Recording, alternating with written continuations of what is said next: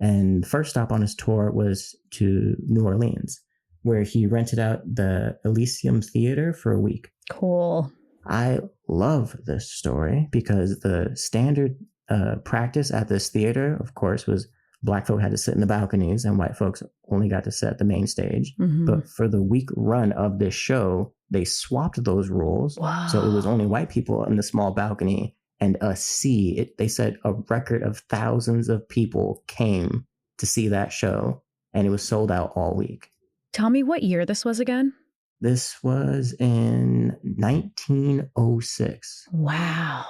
Right. That is so cool.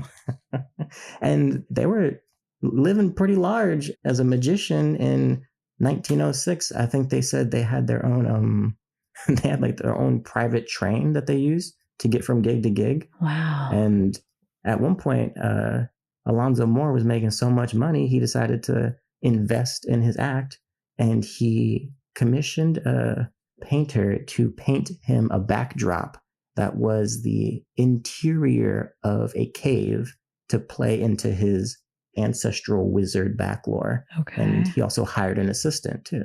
Wow. Okay. All right. So do you know how people were reacting to this at the time? Because it feels like this would be something that would like spark a lot of different kinds of reactions. Absolutely. I mean, why I say that magic and blues were moving in tandem at this time, because there were so many Black musicians who were kind of touring at the same time also, be it like church circuits or, schools or what have you. But it was very much like, and, minstrel shows and vaudeville shows, there were avenues for entertainment. And it's very clearly stated in this newspaper that it says whites were so eager to see the show that they accepted the uncommon restrictions on them, and they could fit 150 white people in the balcony. Wow.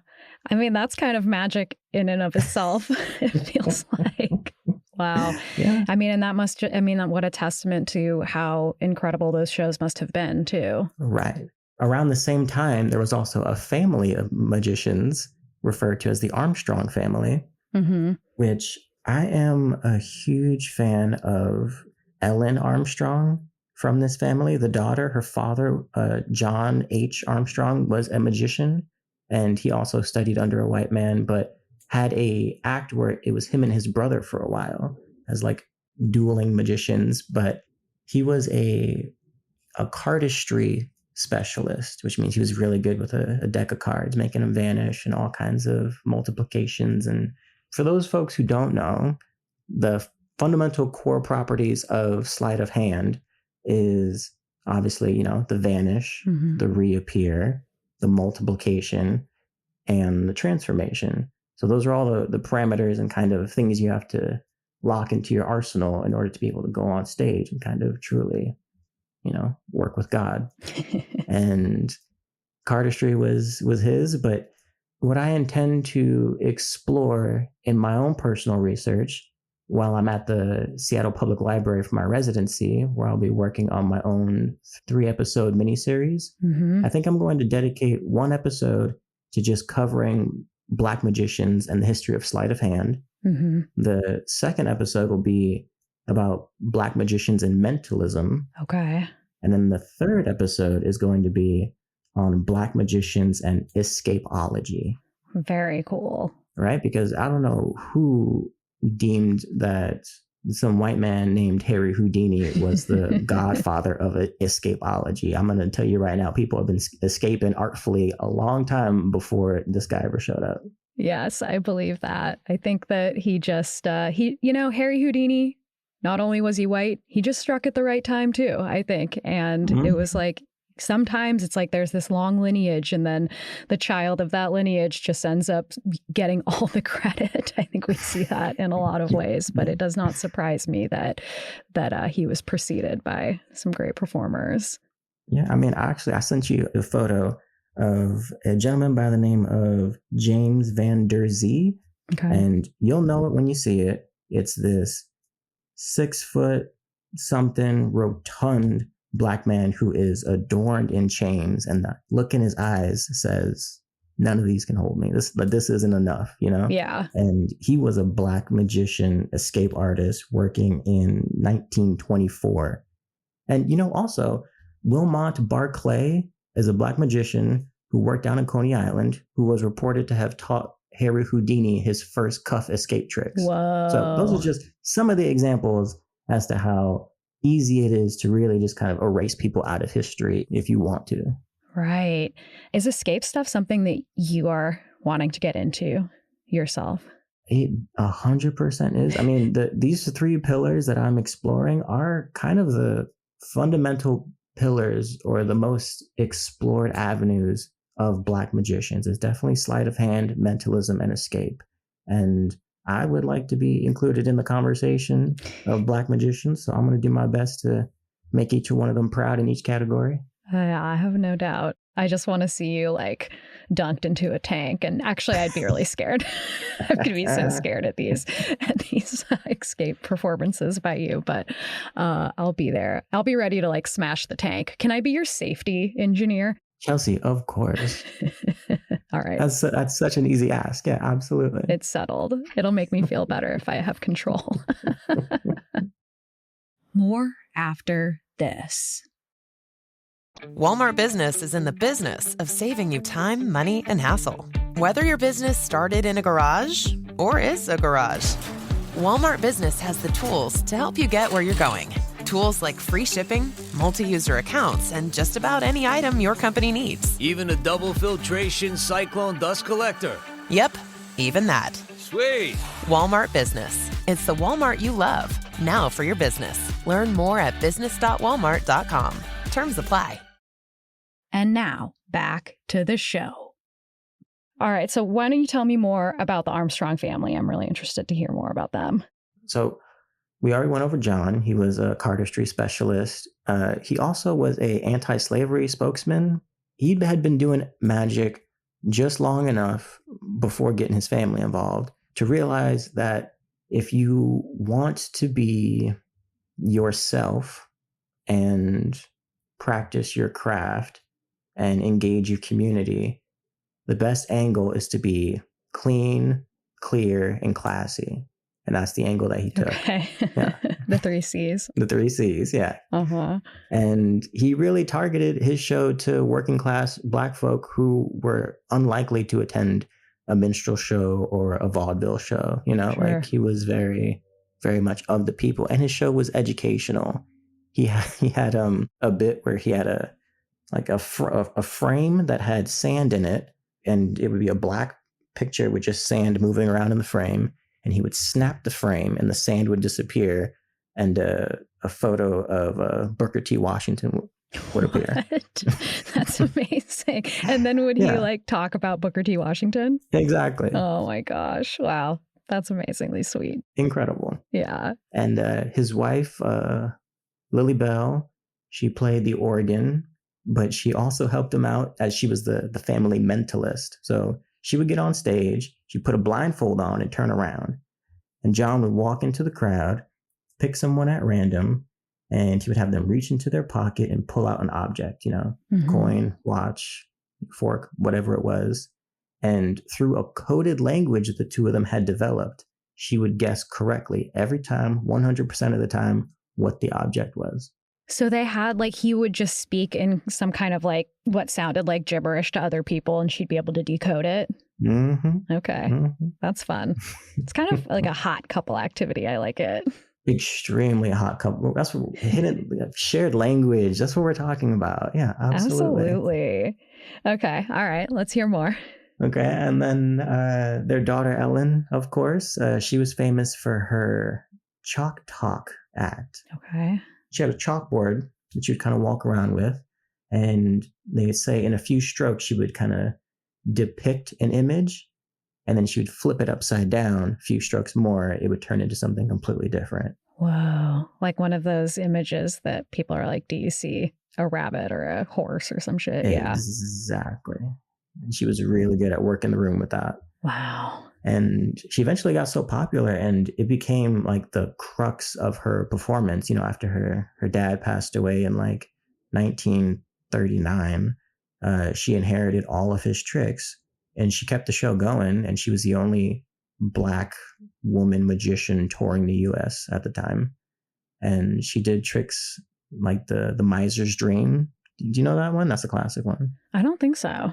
It's one I'm definitely trying to add into my personal act because I have a really strong affinity for coin magic. Mm-hmm. So it would be her walking around a crowd with a bucket, and she would be pulling silver dollars or, you know, some other big visible coin out of people's ears, out of people's clothes, and then popping them in the bucket. And you'd hear the big metal coin hit the bottom of the bucket. And she would just pulling infinite coins out of thin air. Wow.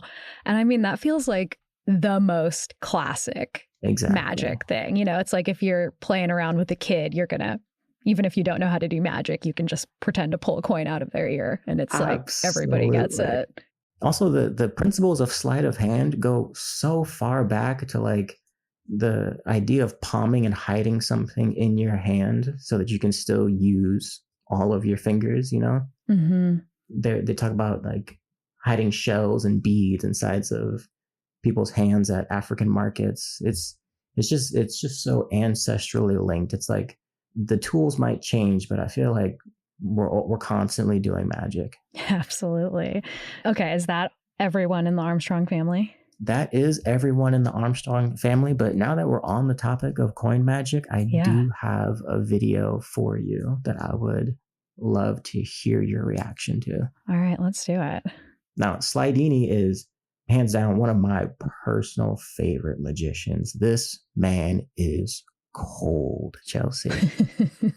He does magic, and I feel my insides clench a little bit because the way he does magic is so far removed from like being on a stage, like close-up magic that's happening in front of you, the intimate space, showing me something I can't wrap my head around in an intimate space.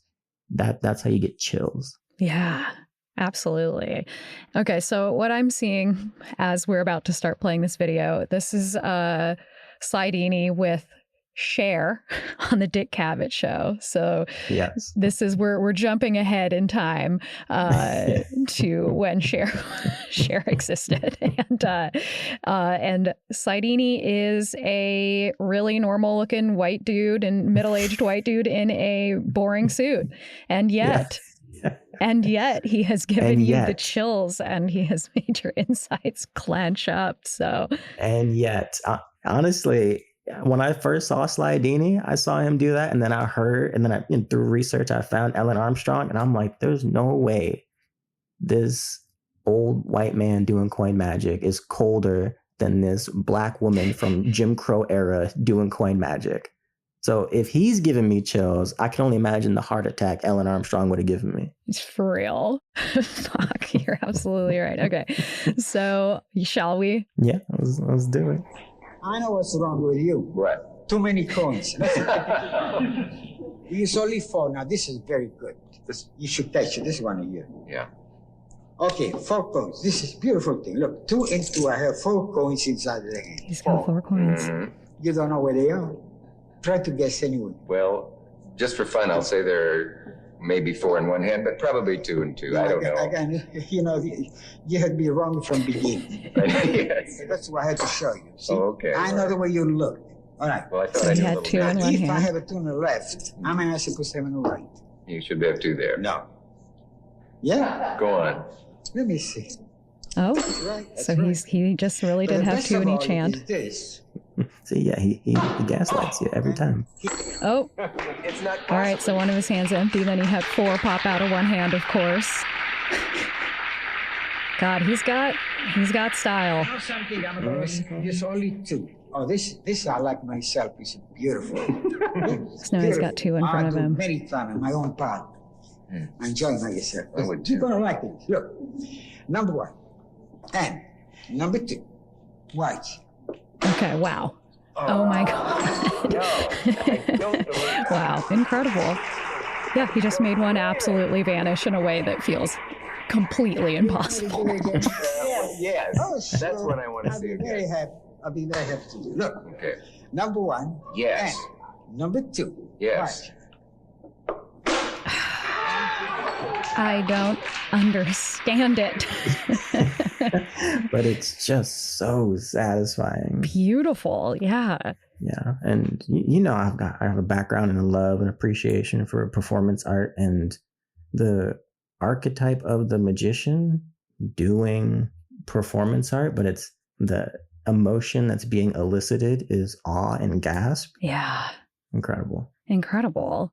I like to go down to the Seattle waterfront. It's like the cheesiest place in the world. And there are, you know, sometimes people doing street magic. And, you know, there's this guy down there who is just like the biggest dork on the planet. And yet I watch him and I am just like fanning myself because the magic just, it's so like, it's so transcendent that it's almost like drag or something like that, where it's like, if you have that confidence, it's just like, it is truly makes you this like illuminated being. And I really feel that way about magic. And this guy is just like, couldn't be more normal looking. He just looks like a guy that you'd see walking down the street, coming back from being like an insurance salesman. And he's completely dazzled me and completely endeared me. And I think he's also kind of hot. Hey, it takes just a little bit of confidence and a little bit of mystery, and you'd be surprised how hot anybody can be. Absolutely. I'm a big proponent of that theory. Okay, so there is also this figure who we've talked about in the idea of the trickster archetype. Yeah. And I've told you some stories about him. His name is High John the Conqueror. He's a legendary figure in African American folklore and like especially like hoodoo traditions. Mm-hmm. But he truly does embody this idea of the trickster spirit, and they say that his spirit is invoked through any kind of active participation in cleverness, like humor or resilience. Mm-hmm. So to be in relation to the spirit, to be talking to or, you know, just in conversation with this trickster spirit, be it through music or literal magic or stage magic, these all feel like tools of survival, and they're all linked through the same common thread of just time and place and pressure and the need for whimsy and levity, which, you know, is looking pretty familiar to when I look outside my window. This is bleak out here. Yeah. So it feels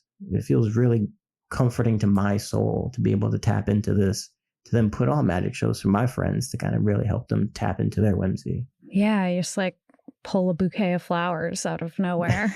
Yeah. Even if just a moment where you're just like, I don't know how you did that. If I can show you an impossibility, it just makes other things feel like they're possible, you know? God, absolutely. God, that's beautifully put. I would love if you would talk more about John the Conqueror. Yeah. There is a High John the Conqueror root, which is used in a lot of hoodoo practices. And in the 3-part series that I'm doing, I will do a much deeper dive into how hoodoo and voodoo are inherently linked to black magic, and how black magic is inherently linked to stage magic. And it's all just a conversation. Yeah. But yeah, truly the spirit of High John the Conqueror being associated with this root and this plant that is used as a charm and believed to bring people luck, strength, love, and personal power to those who carry it. Like it's something you would get from a hoodoo doctor. Like that's just kind of the energy behind walking with a talisman, walking with a little bit of extra oomph and purpose, you know? Yeah, absolutely. And magic is that charm, you know? Yeah. Thank God we have at least photography during this time. You know, or else we just have absolutely no way to imagine what I'm seeing right now, which all of these photos we will be putting up on our Instagram, everyone, so you'll be able to see everything. Wonderful. Okay, so I would love to hear you describe this photo of the 3 of them. All right. So we have John Armstrong. He is wearing what looks like a suit and tails. Mm-hmm. He's got a little boutonniere. He's very tall, at least compared to his wife and daughter, and he has like a middle part in his hair, which I love. And he's staring very seriously off kind of into the distance. And then his wife, Lily Bell, is standing beside him with quite a hairstyle, a big like kind of side of curls, and then it goes down the side, and she's kind of got like a bun. I think it's very interesting hairstyle, and she has kind of a long, like almost Stevie Nicks kind of dress on. Yes. And their daughter, I sense there's like a little bit of that like teenage like insecurity or shyness. Like it looks like me as a teenager, because my shoulders were always up a little bit. You know, I was always a little folding into myself. But, you know, I don't know if that was her actual vibe, but she's wearing like a kind of a frilly dress and a frilly hairpiece. And yeah, they look great. They look great together. And John's also holding one of the very like cliche at this point. I don't know what you call it. Oh, magic wand. There you go. Yeah. And yeah, so that's the Armstrong family as I can best describe them. Did I miss anything important? I think the only other thing I'd comment on is I just am obsessed with each of their hand placements. Now, yeah. You know, be it me, maybe I'm reading too much into the photo, but the way in which she is, I don't even know what she's holding in this photo, but it's just with such intention and articulation that I know exists in those hands. Yeah. And she's like kind of pointing to the floor a little bit. It's just like a Renaissance painting. And then you see his hands and the veins and I can see the hours of card manipulation on his hands. And honestly,